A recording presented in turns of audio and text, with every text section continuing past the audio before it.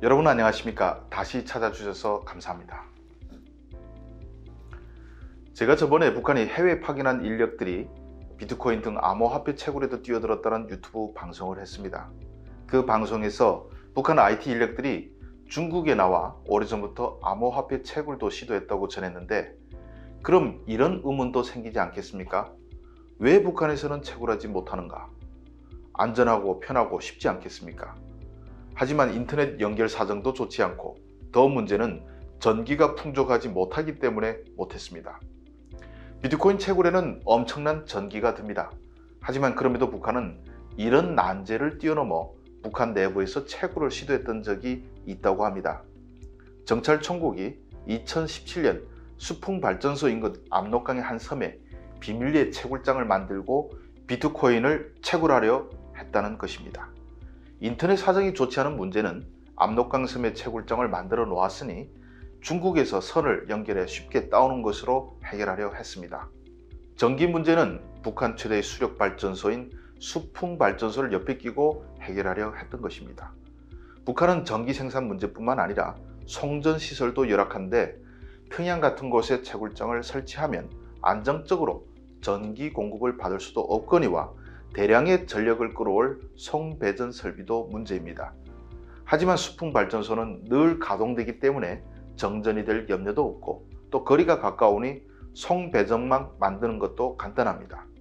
그런데 1, 2년 정도 시도하다가 포기를 한 것으로 알려졌습니다. 여러 가지가 다 걸렸는데 결국 채굴을 하려면 중국 내몽고 근처 화력발전소 근방에서 해야 수익이 된다는 결론을 내린 것으로 알려졌습니다. 아마 그래서 중국의 IT 인력 파견하지 않았을까 싶습니다. 이 정보를 통해서 알 수 있는 것은 북한이 이미 2017년 이전부터 암호화폐에 맛을 들였다는 사실입니다. 그런데 지금도 암호화폐를 중국에서 채굴하고 있는지는 알 수가 없습니다. 왜냐하면 비트코인 채굴 환경이 나날이 악화되고 있기 때문입니다. 쉽게 말해서 채굴의 채산성이 급격히 떨어지고 있습니다. 그래서 지금 북한은 해커들을 통해 훔쳐오는데 주안점을 두고 있다고 합니다. 채산성이 떨어지는 이유는 크게 세 가지인데, 첫째는 전기 문제입니다. 아무리 내몽고 인근에 비밀 채굴장을 만들어도 전력 소비가 너무 많아 들킬 수밖에 없습니다.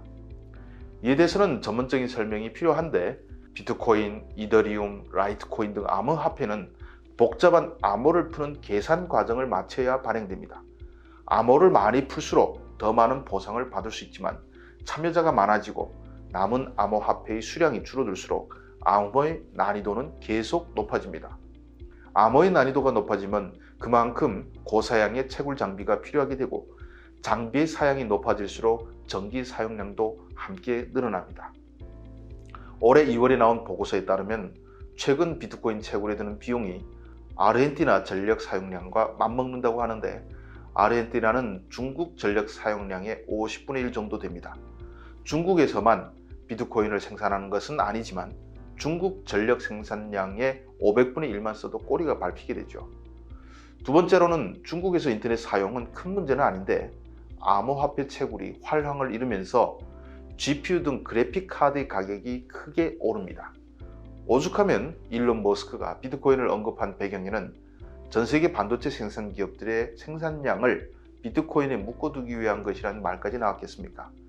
테슬라와 같은 전기차에는 엄청난 반도체가 소비되는데, 경쟁사들이 반도체를 구입하지 못하게 해 추격 생산을 막기 위해 머스크가 비트코인을 활용해 반도체 기업들에게 과부하를 걸었다는 말이죠. 아무튼 채굴 장비 가격이 오르면서 북한과 같은 가난한 국가는 더는 채굴을 통해서 채산성을 맞추기 어려운 상황이 되는 것입니다. 그래서 저는 지금도 김정은이 암호화폐 채굴을 장려하고 있는지는 모르겠습니다. 그래도 암호화폐 맛을 봤으니 훔쳐오는데 눈이 벌겋게 달아 있겠죠. 훔쳐오는 해커들은 실력이 제일 뛰어나야 하는데, 북한에서 실력이 제일 좋은 IT 전문가들은 삼성의 돈으로 2000년대 초반에 인도에 유학을 갔던 학생들입니다. 최초로 공개하는 사실이지만 인도에서 마이크로소프트 계열 학교에서 배우고 빌 게이츠 이름으로 된 졸업장까지 받은 인력은 모두 60명입니다. 물론 이들이 다 해커가 된 것은 아니지만 이들이 후배들을 본격 양성하고 있죠. 지금 북한에선 예전에 삼성에서 기술 도서로 북에 기증했던 책들이 아직도 교재로 사용되고 있고 그 교재 중에는 해킹 관련 도서들도 있습니다. 이렇게 북한의 IT 인력과 암호화폐에 대해 한 3회에 거쳐 여러분들에게 자세히 설명을 드렸습니다. 아주 자세한 비밀 정보들도 많이 포함되어 있는데 이런 정보는 주성아TV가 아니면 어디서 듣겠습니까? 여러분들이 계속 구독과 좋아요로 주성아TV를 사랑해 주시면 앞으로도 중요한 정보들을 계속 폭로하겠습니다. 시청해 주셔서 감사합니다.